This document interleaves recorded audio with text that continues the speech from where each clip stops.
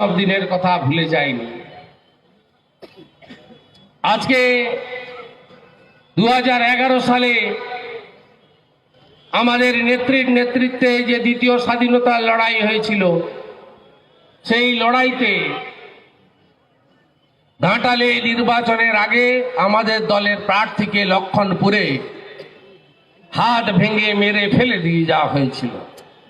সকাল 10টায় ঘটেছে। কাঁথিতে বাড়ি আমার, 10:30টায় পেয়েছি খবর। সোজা গাড়ি করে উঠে বেরিয়ে এসেছি।